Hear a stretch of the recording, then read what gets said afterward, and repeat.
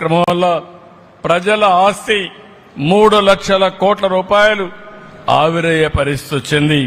చాలా బాధాకరమని చెప్పి కూడా నేను మీకు తెలియజేస్తున్నా.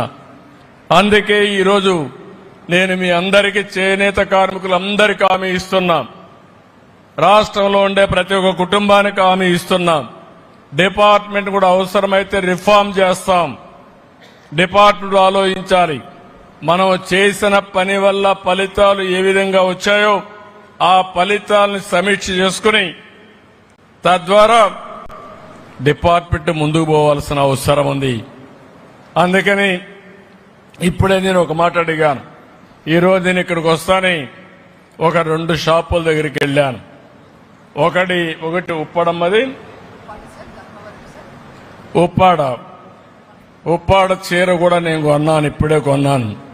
నేను ఎప్పుడు చీర కొనలేదు, కానీ మొట్టమొదటిసారిగా చేనేత కార్మికుల్ని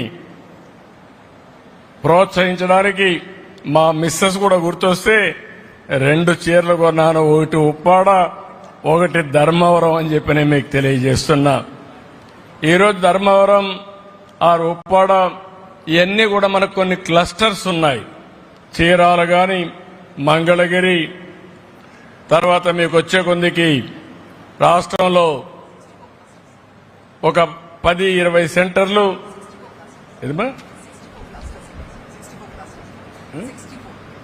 64 క్లస్టర్స్ ఉన్నాయి మనకు. నేను ఎమ్మెల్యేగా ఉన్నప్పుడు ఏదైతే శ్రీకాకుళం పొందూరు కద్దరు అప్పట్లో ఆ షాపు పోయి హైదరాబాద్లో ఉంటే ఎమ్మెల్యేలుగా ఉండి ఆ పొన్నూరు కద్దరు కొనేవాళ్ళం. ఇవన్నీ కూడా మనకు ఒక 64 క్లస్టర్స్ ఉన్నాయి. ఎక్కడ చూసినా ఒక 100 కుటుంబాలు 200 కుటుంబాలు ఇప్పుడు కూడా పనిచేస్తున్నారు. ఇవి కాకుండా కొన్ని దిక్కల విడివిడిగా ఉన్నారు. చాలా మంది చేనేత గిట్టుబాటు కాకుండా వృత్తి మారిపోయే పరిస్థితికి వచ్చారు. నేను వృత్తిపరంగా మీరు ఆలోచించినప్పుడు ఓసారి అనిపిస్తుంది, మనకు కుల వృత్తులు, చేతి వృత్తులు ప్రధానంగా వచ్చాయి. వంశ పారంపర్యాలుగా మనం ఒకసారి చూస్తే గ్రామాల్లో ఇంత డెవలప్మెంట్ జరగనప్పుడు ఒక్కొక్క కులం బీసీల్లో గాని మిగిలిన కులాల్లో గాని కొన్ని వృత్తులుగా ఆధారంగా పోయారు. అలాంటి ఆధారంగా తీసుకున్న వాళ్ళు చేనేత కార్మికులు ఉన్నారు. ఆ పరిశ్రమలో చాలా ఇబ్బందులు చూశాను. 24 గంటలు పిట్టు పైనే కూర్చునేవాళ్ళు. అనారోగ్య సమస్యలు వచ్చినా కడుపు గడవాలంటే, కుటుంబాన్ని పోషించాలంటే తప్పని పరిస్థితిలో ఆ వృత్తిని కొనసాగించిన సందర్భాలున్నాయి. ఇప్పుడే నాకు జ్ఞాపకం వచ్చింది పోచంపల్లి. నేను పోచంపాడులో నేను ముఖ్యమంత్రిగా ఉన్నప్పుడే సమైక్య ఆంధ్రప్రదేశ్లోనే అక్కడ ఒక పార్కు కూడా కట్టి వాళ్ళని ప్రోత్సహించాం. ఇలాంటి మనం ఎంత చేసినా ఇప్పటికి కూడా చాలా ఇబ్బందులున్నాయి. ఈ మధ్య కాలంలో ప్రపంచంలోనే అనేక మార్పులు వచ్చాయి.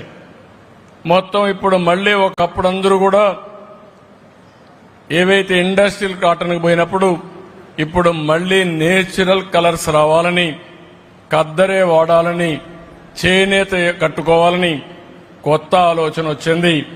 దీనికి కారణం మన మీద ప్రేమ కంటే వాళ్ళ ఆరోగ్యం పైన ప్రేమ. మళ్లీ ఇది ఒక సైకిల్ తిరిగి వచ్చింది. ఈ సమయంలో కరెక్ట్ అయిన డిజైన్స్ గాని మనం చేయగలిగితే, మన చేతి వృత్తుల ప్రతిభ మనం నిరూపించుకోగలిగితే అందరికంటే ఎక్కువ ఆదాయం సంపాదించే పరిస్థితి వస్తుంది. అందుకే ఈ చేనేత పరిశ్రమకి చేయూతనిచ్చే బాధ్యత ఈ ప్రభుత్వాన్ని చెప్పి మరొక్కసారి మీ అందరికీ హామీ ఇస్తున్నా. మనం ఆ రోజు తీసుకున్న నిర్ణయాల వల్ల ఈరోజు మీరు చూస్తే 50 ఏళ్లకే పింఛన్ ఇస్తున్నాం. 92,724 మందికి 445 కోట్ల రూపాయలతో 4,000 రూపాయల పింఛన్ ఇస్తున్నా. ఆ విషయం వీళ్ళు గుర్తుపెట్టుకోవాల్సిన అవసరం ఉంది. ఇంకో పక్కన చేనేత పరిశ్రమ 64 క్లస్టర్స్ ఉన్నాయి. ఇంకా కొంతమంది ఈ పరిశ్రమ పైన ఆధారపడ్డారు. ఒక సమగ్రమైన విధానం తీసుకొస్తాం. స్కిల్ డిజైన్ నేర్పిస్తాం. ఇంకో పక్క అవసరమైతే ఎక్కడికక్కడ లేటెస్ట్ టెక్నిక్స్ కూడా నేర్పిస్తాం. ఇవన్నీ నేర్పించి వాళ్ళ సమస్యలు పరిష్కారం చేసి వాళ్ళ ఆదాయాన్ని పెంచే మార్గాన్ని ఏం చేయగలుగుతామో అవి తీసుకురావడానికి ఒక సమగ్ర విధానం తీసుకొస్తామని చెప్పి కూడా నేను మీకు తెలియజేస్తున్నా.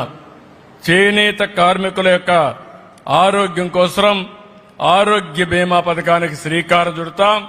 దానికి 10 కోట్ల అవసరం అన్నారు. ఈ రోజు చెప్తున్నా ఇమ్మీడియట్ గా ప్రారంభిస్తామని మీ అందరికీ హామీ ఇస్తున్నాం. ఇది కాకుండా పొదుపు నిధిలో థ్రిఫ్ట్ ఫండ్ ఉంది, ప్రభుత్వ వాటా ఉంది, 8% ఉంది. దీన్ని 16% చేసి వారి భవిష్యత్ అవసరాలు తీర్చడానికి శ్రీకారం చుడతామని చెప్పి కూడా నేను మీకు తెలియజేస్తున్నా. దీనికి 10 కోట్లు అవుతుంది, ఇది కూడా ఇస్తాం.